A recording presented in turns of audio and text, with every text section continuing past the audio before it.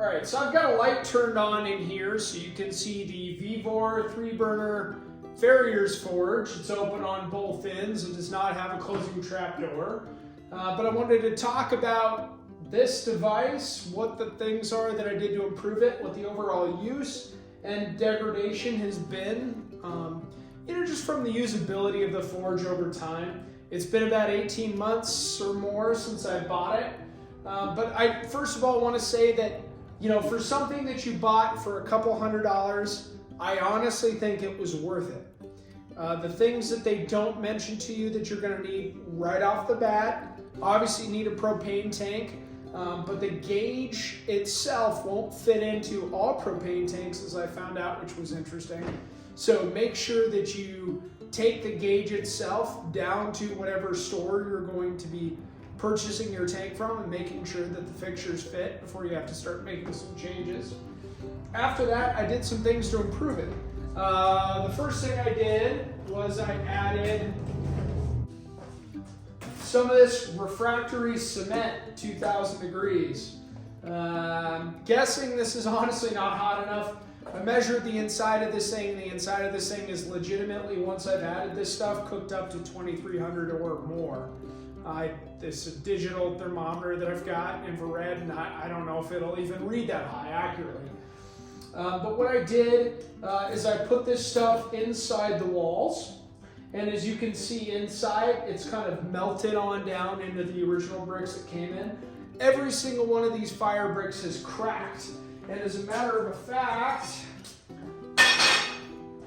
I have stacked what's left of the broken bricks over here because, they've crumbled into very small pieces. So, that being said, hopefully this is still in the shot correctly.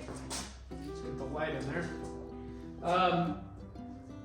Some of use from dragging metal pieces in and out has gotten bumps and holes and things in here. And for most of the smiths that I've talked to, they've all said you're going to have to rebuild your forge every couple of years. And so maybe for the average person, or for even a more moderate user, buying a new one of these every couple of years is the way to go. I will say, after having purchased this and having my own welding equipment and things like that, I will be fabricating my own new one. But I do think that VEVOR, just so you know, I'm not sponsored by any of these people at all, did a good job in their original design. These Venturi burners are still working great.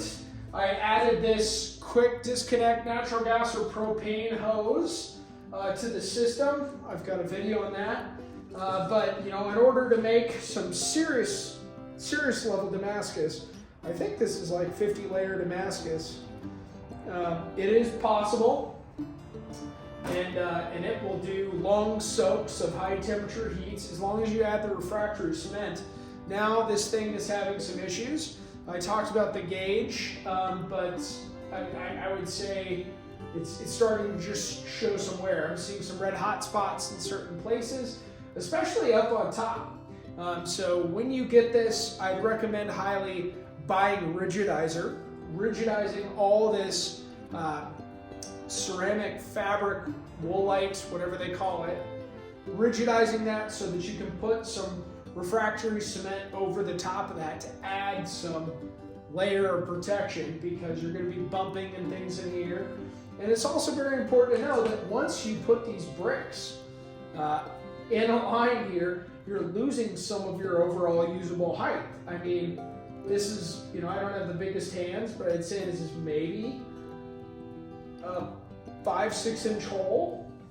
And that's not exactly as big as it was advertised. So keep in mind, when you're using something like this, it's not just the material itself, it is the tongs that fit in there.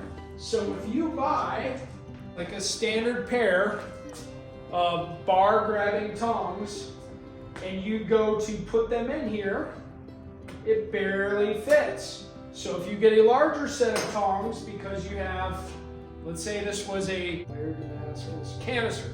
Okay, so if you have canister Damascus and it's a big bar and it's this wide, and you're trying to get this deep into your forge so you can use it, you cannot get a pair of tongs that are wide enough around that in there to get to it. And you cannot excessively get tongs in here to get to this when this is high heat. So keep that in mind. This thing, I don't even think is very usable. When you get this, you cannot just put this forge anywhere. It will melt through a standard table. So you're gonna have to build something that's gonna be very adequate for this type of use. So again, overall, I think it was worth the purchase, but you're going to need to build a stand, get a tank, make sure it fits, secure all your fittings. And after about 18 months worth of use, you're gonna see a lot of stuff falling apart. And if you don't add something like refractory cement, it's not gonna get as hot as it could be. And you're gonna start seeing some bending and wearing holes on the top because the heat rises, obviously. And so if you can't protect this top surface, you're gonna see some warping of where the burners are going. And you're gonna see that you're gonna have to continually tighten all of these links. These things break. One of these, maybe it's, yeah, this one's completely busted. So I've had to go get new wire clamps and put them on there. But just be aware that they're making a cheaper product, and so they're using some cheaper things. And when I rebuild this, I will be upgrading to probably some copper pipes coming off these fixtures that have been brazed and welded or soldered. And I will be using probably black iron pipe, and I will be probably reusing these Venturi burners because they've been great, but I will be cutting this whole plate out and reaffixing this to where instead it's being on where it's on top, I'll have it off to the side so the heat doesn't rise up into the burners. The other thing about these 3 burners is if you just wanted to like, oh, I'm just gonna use 2, you cannot do that. The reason you cannot do that is the heat of the flame will rise and go up through this and melt your whole system on the burner you're not using. So you'll physically have to unscrew this, take your whole burner, put it off to the side somewhere where it's not interrupting your system, and plug that hole so you don't have heat melting the rest of your system. 1 year, a year and a half review of the VEVOR 3-burner Farrier's Forge. First thing that I would say is I think that it held up pretty good.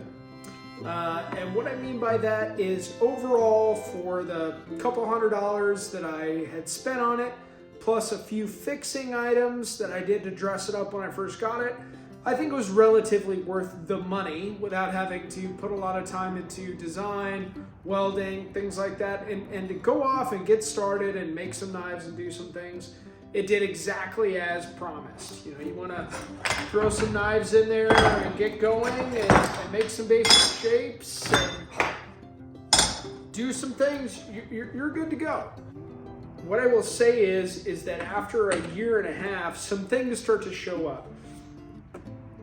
Parts of it are worn from use, parts of it are starting to fade from it just being cheap, and this is one of those items. So I'm going to talk about this box in a minute, but what happened was I got this gauge that came with the VEVOR box, and I started to smell gas in my shop about 2 or 3 weeks ago, and I used a spray bottle full of soapy water and tried to find it anywhere in any of the threads or impingements. I couldn't find it, so we took it to the actual Norco shop, and they told me, hey man, it's actually leaking through the gaskets in your gauges.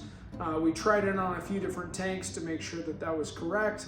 So as you can see, this is a simple duty, light duty. There are no markings here. The basic, I'm guessing Chinese item that came with the VEVOR tank. Now granted, it lasted about a year and a half. This is the Harris propane gas superior system. This cost about 160 bucks. So if you're going to rebuild your forge or do it right, you're gonna have to spend just $160 to fix the gauge alone. Now this is the difference in the size of the gauge.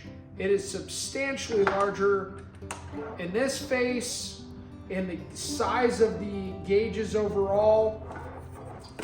Not to mention that on the back, there are markings for high pressure for the intake of the propane, downgrading it to low pressure for the exit. So overall, this is a vastly superior system to what comes with the VEVOR forge, but that's kind of expected. And again, now that I've been a year and a half in and I'm starting to do things that are larger items and they're longer and take more propane like Damascus steel, it's kind of to be expected. So I'm not saying that the VEVOR system wasn't worth its money. I'm just saying there is an expiration date, absolutely is. And I would say I probably use my forge, once to twice a week. Some weeks, not all weeks of the month, because, babies and kids and things come in the way. So I'd say moderate use. Like I said, you're probably talking out of the 52 weeks in the year, subtract some holidays and hunting and all that kind of stuff. I'd say I probably used it